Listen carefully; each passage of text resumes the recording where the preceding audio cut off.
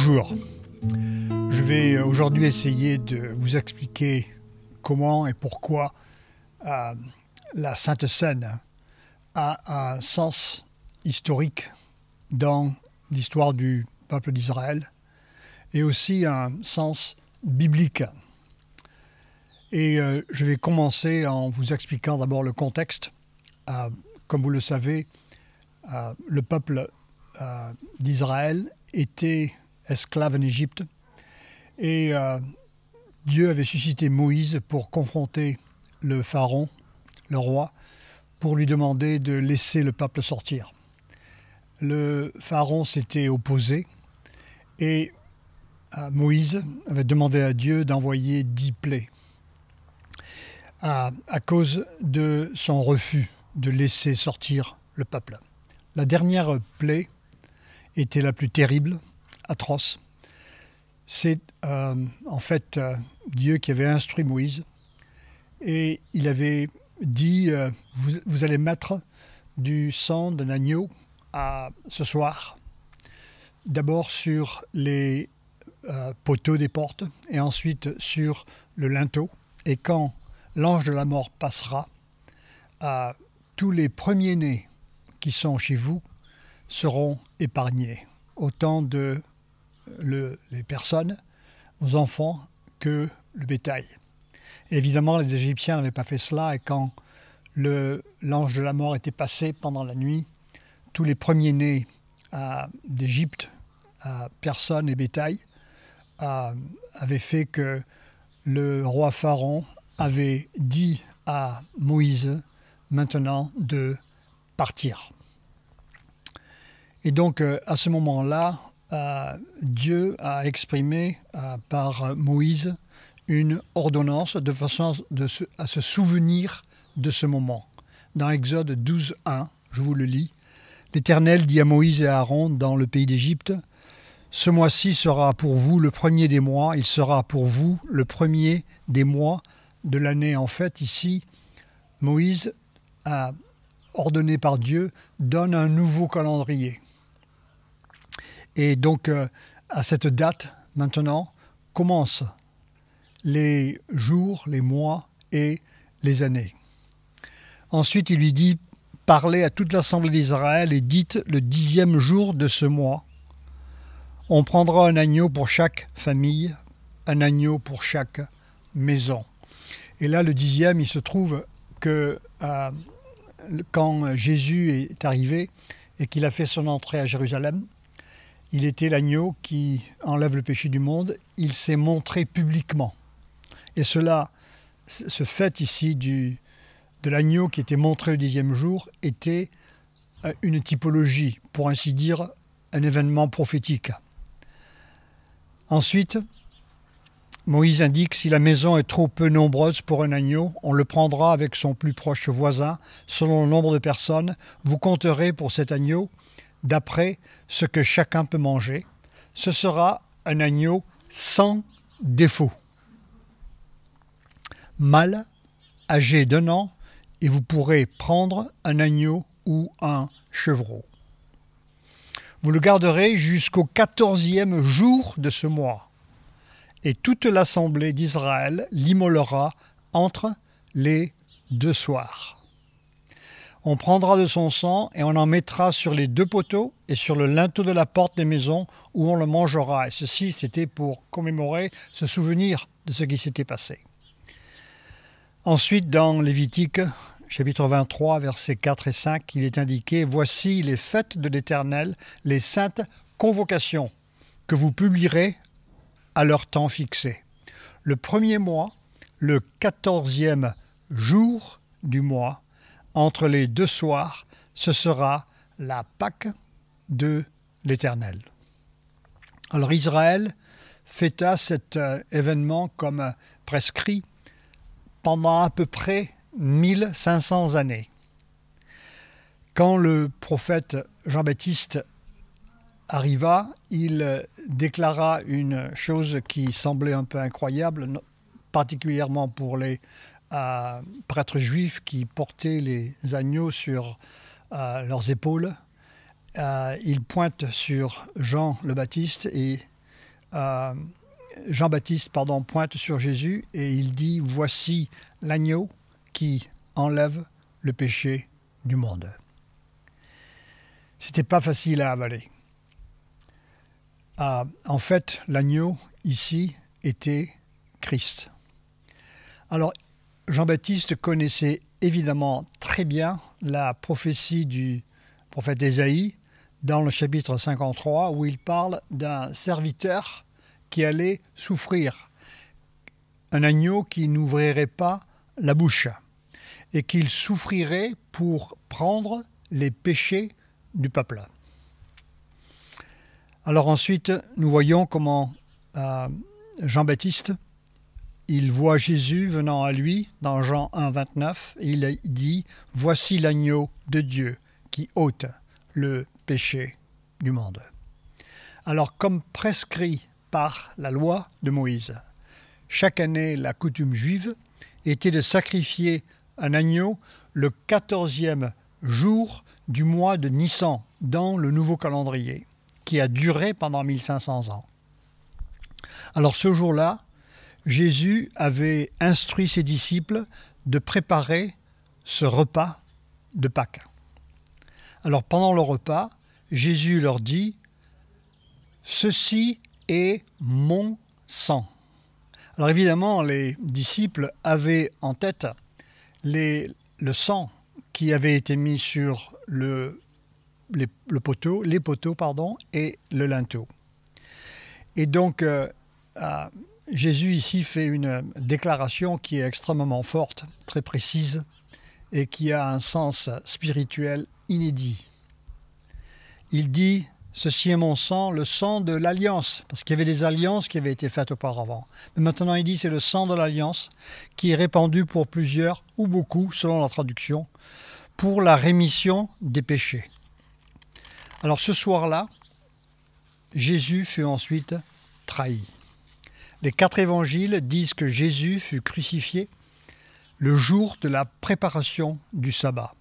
Matthieu 27, 62, le lendemain, qui était le jour après la préparation, les principaux sacrificateurs et les pharisiens allèrent ensemble auprès de Pilate.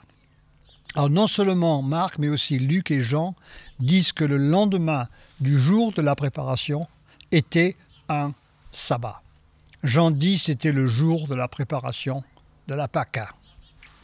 Dans Matthieu 26, 17 à 20, il est indiqué « Le premier jour des pains sans levain », Pâques étant le premier jour de la fête des pains sans levain. Pour préciser, les disciples s'adressèrent à Jésus pour lui dire « Où veux-tu que nous préparions le repas de la Pâque ?» Et il répondit « Allez à la ville chez un tel, et vous lui direz, le maître dit, mon temps est proche, je ferai chez toi la Pâque avec mes disciples. » Les disciples firent ce que Jésus leur avait ordonné, et ils préparèrent la Pâque. Et le soir étant venu, il se mit à table avec les 12. Alors de plus, les textes d'autres évangiles racontent aussi ce repas, comme Luc 22, versets 7-8, le jour des pains sans levain où l'on devait immoler la Pâque arriva, et Jésus envoya Pierre et Jean en disant « Allez nous préparer la Pâque afin que nous la mangions. » Dans Marc 14, 12, il est indiqué « Le premier jour des pains sans levain, où l'on immolait la Pâque, les disciples de Jésus lui dirent « Où veux-tu que nous allions te préparer la Pâque ?» Alors, en premier lieu, nous devons rejeter la théorie que les auteurs du Nouveau Testament ont fait une erreur. Penser que les 4 écrivains de l'Évangile avaient mal compris la chronologie écarte leur crédibilité jusqu'à casser. Alors, devrions-nous vraiment croire que Matthieu, Marc, Luc et Jean avaient oublié ce qu'ils avaient écrit d'un chapitre à l'autre? Non, il doit y avoir une meilleure explication pour justifier que Jésus prit le repas de la Pâque avant le jour de la préparation. Ensuite, nous devons identifier ce pourquoi le jour de la préparation préparé. Chaque semaine, les préparations devaient être faites pour le sabbat. La nourriture devait être préparée à l'avance. Ceci mena au jour de la préparation, devenant le terme commun pour vendredi. Bien que beaucoup de préparations devaient être faites pour la Pâque, il n'y a pas de mention pour la veille de la Pâque pour indiquer qu'il y a des préparations. Le jour de la préparation était toujours le vendredi précédant le sabbat. D'ailleurs, Marc 15, 42 le précise clairement. Le soir étant venu, comme c'était la préparation, c'est-à-dire la veille du sabbat, arriva Joseph d'Arimathée, conseiller de distinction qui lui-même attendait aussi le royaume de Dieu. Il osa se rendre vers Pilate pour demander le corps de Jésus. Alors comment explique-t-on le commentaire de Jean que Jésus mourut le jour de la préparation du sabbat? Dans Jean 19, 14, il est indiqué « C'était la préparation de la Pâque et environ la 6e heure. Pilate dit aux Juifs « Voici votre roi ». Alors il semble que Jean souhaitait simplement signifier que ce vendredi particulier tombait durant la semaine de Pâques, le jour de la préparation pendant la semaine sous-entendue de la Pâque. Alors on pourrait comprendre, c'était le jour de la préparation qui tomba pendant la saison de la Pâque. Ainsi, le jour de la préparation était pour préparer le sabbat et non la Pâque. Alors la loi de Moïse stipulait quel jour l'agneau pascal devait être mangé, notamment le 14e jour du mois juif de Nissan. Nombre, chapitre 9, versets 2 et 3. Nous devons assumer que Jésus observait la loi et qu'il observa la Pâque à la date prescrite. Nous voyons aussi dans Galates, chapitre 4, verset 4, « Mais lorsque les temps ont été accomplis, Dieu a envoyé son Fils, né d'une femme, né sous la loi. » Après la Pâque, jeudi, vint le jour de la préparation, vendredi, le sabbat, le samedi, suivi bien sûr, et ensuite le premier jour de la semaine. Le 3e jour après la crucifixion de Jésus est le jour où il ressuscita de la mort. Alors, une objection pourrait être faite à la chronologie qui vient d'être mentionnée, basée sur le verset de Jean, chapitre 18, verset 28, qui indique qu'ils conduisirent Jésus de chez Caïphe, le prêtre, au prétoire. C'était le matin, ils n'entrèrent point eux-mêmes dans le prétoire afin de ne pas se souiller et de pouvoir manger la Pâque. Il parle ici des prêtres juifs. À première vue, il semble que quoique Jésus eût pris le repas de la Pâque le soir avant, les chefs juifs n'avaient pas encore mangé la Pâque. Ils voulaient quand même pouvoir la manger après que Jésus était arrêté. Ici, le terme Pâques fait allusion, en réalité, à la semaine de Pâques, qui était aussi appelée ainsi, correspondant à la semaine des pains sans levain. Ces pains sans levain avaient été pris au sortir d'Égypte parce que le pain n'avait pas eu le temps de monter, et Moïse avait dit, parce que Dieu souhaite que vous vous en souveniez, vous prendrez, chaque fois que vous participez à cet agneau au repas pascal, vous prendrez du pain sans levain. Alors, des repas étaient servis tout au long du festival. Il est à noter que les Juifs ne voulaient pas se souiller, car les Romains mangeaient du pain sans levain.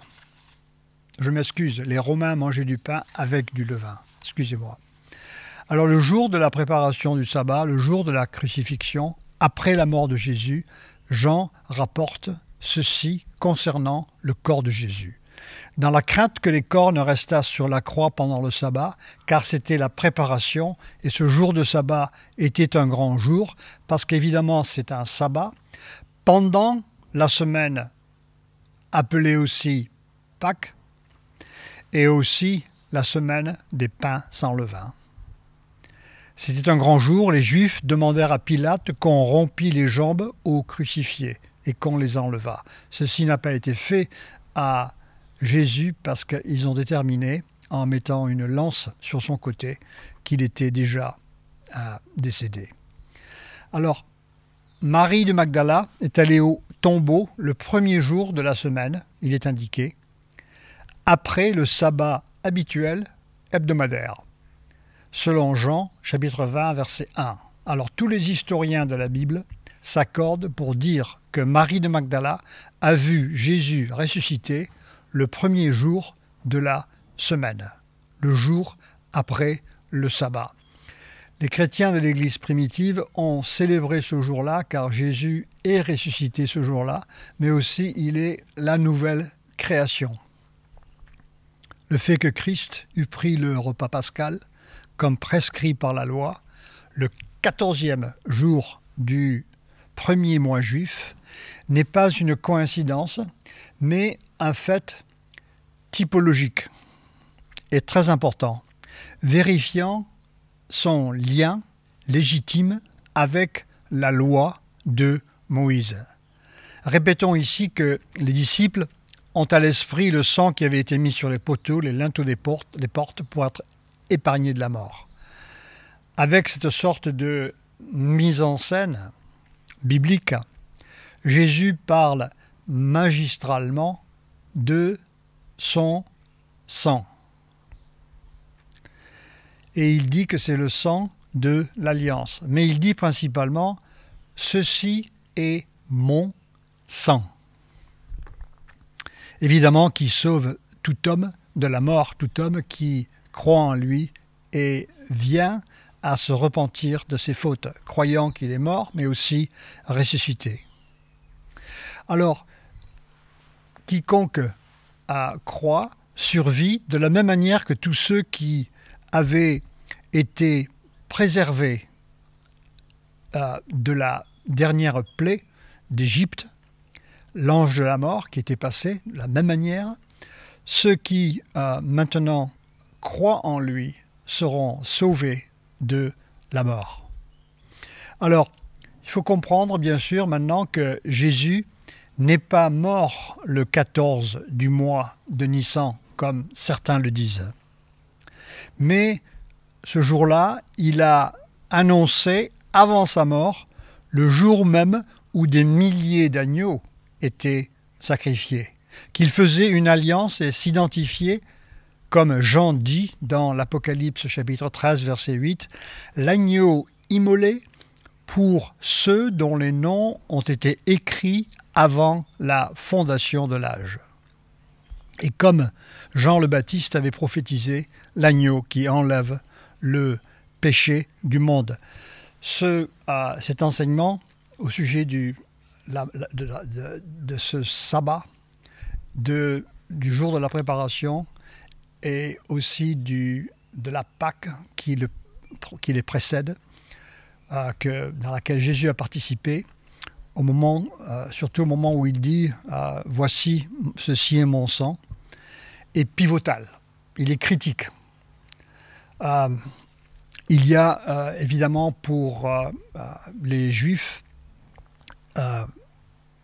qui n'ont pas reconnu que Jésus étant Dieu, ils ont un enseignement que nous considérons faux, erroné, voire hérétique, car Jésus a de multiples reprises, et aussi les apôtres l'ont fait dans leurs écrits, indiqué qu'il était Dieu.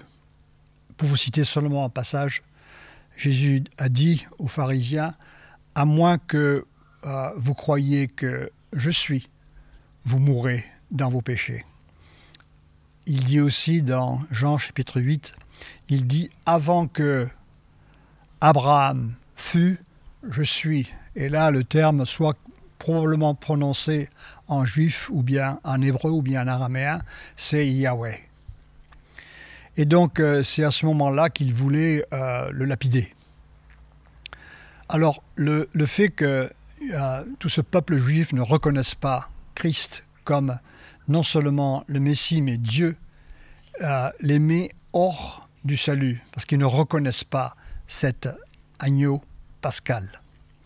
Deuxièmement aussi, c'est l'enseignement erroné de l'islam. Dans le Coran, il est indiqué qu'un autre homme, malgré que l'islam reconnaît Jésus comme prophète, un autre homme avait été mis à la croix, à la place de Jésus.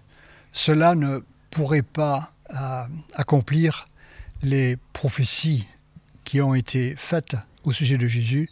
Et ici, la typologie de ce repas qui a été pris le 14e jour du mois de Nissan qui précédait sa mort. Il faut aussi dire que le prophète Mahomet s'est inspiré de la part de sa compagne Khadija, qui avait été enseignée par un moine nestorien. Comme vous le savez, Nestorius avait eu un conflit au sujet de la divinité du Christ, le conflit au sujet de Théotokos avec Cyril d'Alexandrie. Évidemment, les écrits bibliques et l'Église a confirmé Cyril d'Alexandrie que son enseignement était fidèle à la Bible, et ils ont donc rejeté les enseignements de Nestorius de Constantinople. Ce qu'il y a, je vous répète, ce moine nestorien avait une nièce, Khadija, qui donc a établi le contact avec Mohammed et promulgué une doctrine qui n'était pas fidèle à l'écriture, tant à la divinité du Christ, malgré que certains passages de la Bible sont mentionnés dans le Coran, les passages essentiels, notamment la Pâque observée par Jésus et la mort du Christ, ne sont pas considérés comme corrects. Finalement, il y a une doctrine qui est fâcheuse, erronée, dans l'Église catholique romaine, qui a à voir avec l'Immaculée Conception. Pour la Bible, la seule et unique conception que nous avons, c'est Jésus, car Jésus est la conception qui est sans tache. L'exigence des Écritures est qu'il fallait que ce soit un agneau sans tache qui soit présenté. Et il n'y en a pas d'autre. Alors quand on en met un autre et on essaie de l'associer à cette Trinité, nous arrivons à une erreur théologique qui est grave. Alors, malgré quelques difficultés, la chronologie de la mort et la résurrection de Jésus est la suivante. Le jeudi, c'est la Pâque du 14e jour. Selon la loi mosaïque, l'agneau est immolé et Jésus et ses disciples mangent le repas, cet agneau, de la Pâque. Ensuite, le vendredi, le jour de la préparation, Jésus est entendu et il est exécuté. Les Juifs continuent leur célébration de la semaine de Pâques pendant la semaine des pains sans levain. Ensuite, le samedi, c'est le sabbat habituel, hebdomadaire, et le dimanche matin, Jésus ressuscite. Il est très important de considérer que toute la parole a été inspirée par Dieu et que si Dieu a demandé à son peuple d'observer certaines ordonnances, il y avait une raison spirituelle, biblique. Et c'est pour cela qu'il est important de revenir à ces écrits pour pouvoir discerner quelle est la religion qui est la bonne. Que Dieu vous bénisse.